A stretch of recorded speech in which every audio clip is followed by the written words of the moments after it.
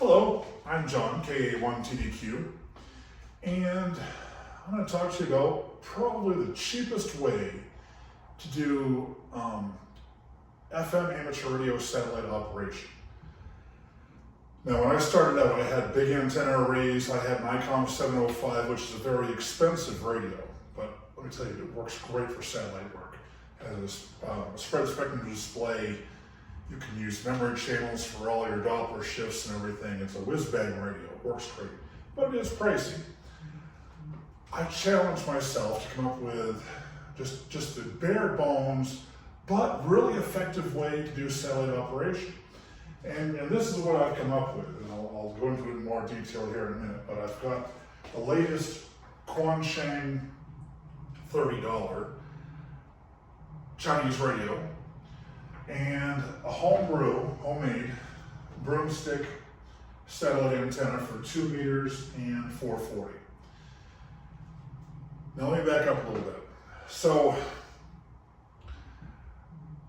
I first experimented with a Quansheng UV-K6, just one of these little, in fact, let me get it really quick, just show you. You know, everyone knows these, they've been around for a long time, the Quansheng UV-K6. Well, I used this antenna with the ICOM 705 and it worked remarkably well. And it works even better than the arrow antennas that you see on the market today, the commercial arrow antennas. The problem with those antennas, and they're made for handheld satellite pointing, is that they're single polarization antennas. They have both 440 and 2 meters on there. However, you're always twisting it, trying to get into the satellite. Now you can tell those guys who are using those antennas because they're spotty in and out of the satellite or the International Space Station, which has its own repeater built on board.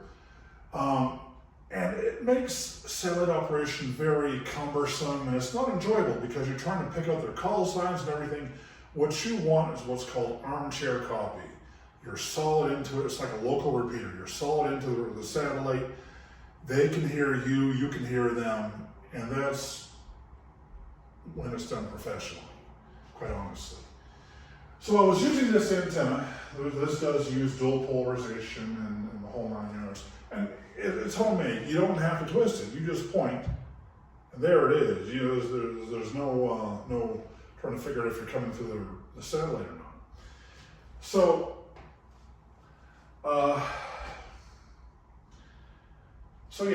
so what I did with this Quansheng UV-K6,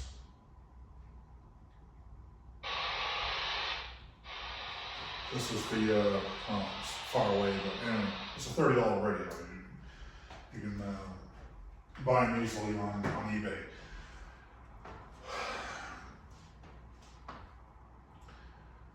Doing Doppler shift through a satellite is, to do it right, you have to have a lot of resolution in your Doppler shift frequency programming. For example, most radios in the market today, most FM, walkie-talkie portable radios, only move in 2.5 kilohertz steps in resolution.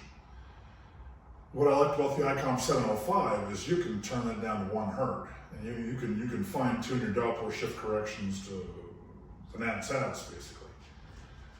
Well, that's when I first tried the Quansheng UV-K6.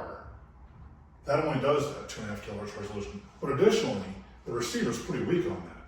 I could not hear even the space station, which has a strong transmitter on it. I couldn't even hear that through the UV-K6. I thought, well, you gotta use a nice radio for satellite operation. It's just how it is.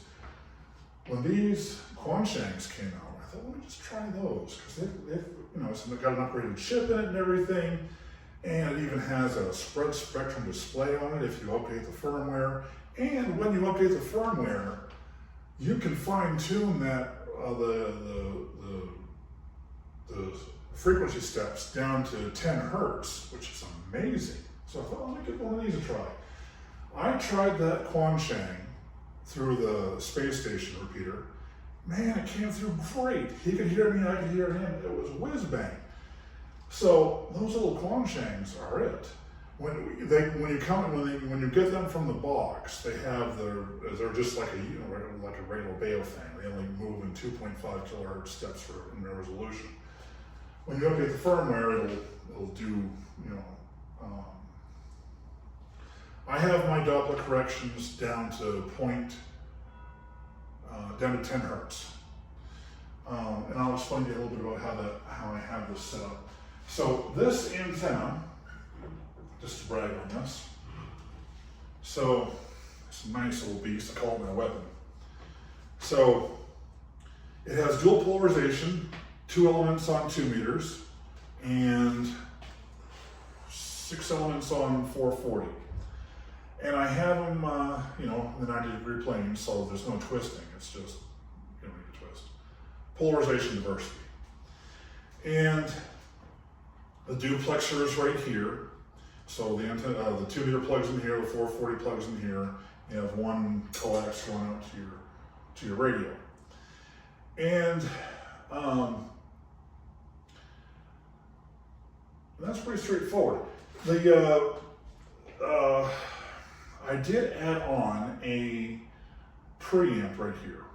So, this antenna costs, I don't know, to build $80 with a duplexer, all the parts and pieces. And then I just added a preamp on here from eBay, again from China. There's just a little board in there, $11 board that covers 50 megahertz to 4 gig, wide as a barn door. However, where I have this placed, so if you look at this is where the antennas come in to the duplexer and up to the radio. Well, you put the whatever your downlink frequency is, whether it's 2 meters or 440, you just put that in line after the duplexer. That way you don't have to worry about TR switching or anything like that. And that works great. So the bare bones, just the Quansheng and the homemade antenna itself, I can get in the space station crossband repeater fine. The other ones, like SaviSat and the Israeli Tavel satellites, aren't as high powered, so the preamp helps. You can leave that in line route. And so for say like a $30 radio, with parts and pieces, they call it $100 with a stick and copper. I mean, you can do a satellite operation and sound like a professional. Just solid copy on both sides, and it's very lightweight and very portable. And if anything were to ever happen to this radio, just get a new one for $30. Something happens to your ICOM 705, well, you're out $1,100 right there. So one last note on Doppler shift. The ICOM 705 was remarkable because it has a spread spectrum display. You can program in as many memory channels as you want for your Doppler corrections. You can fine tune that down, and then all you have to do is move the memory channel knob and follow the carrier on the satellite. You can't do that with this. I was hoping the Quansheng would be able to see the spectrum analyzer as well as operating. That's not the case. You can't expect that much from a $30 radio. So what I do is I limited, for practical reasons too, rather than just hitting the channel button all the time, the memory button all the time, I moved that down to 20 channels, 20 memory channels. And so usually 440 is your downlink. So I have 20 kilohertz of spectrum broken down into 1 kilohertz resolution on the downlink. And I use my phone app to tell me, which tells me the downlink frequency corrections. So all I do is I look at my app and I see what the correct downlink frequency is. And all I have to do is gradually move the memory channel, hit the memory channel button down, ultimately 20 times, for a single pass. And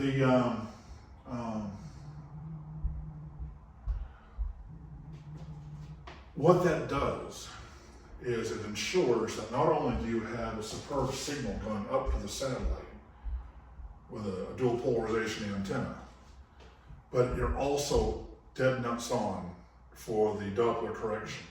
So for my uplink on 2 meters, I have that down to 100 hertz, actually. 100 hertz is the resolution I use, which is way more than adequate for FM operation. And that's the way to go for cheap operation. So that's it. Hope you enjoy the video. Hope to hear you on the air.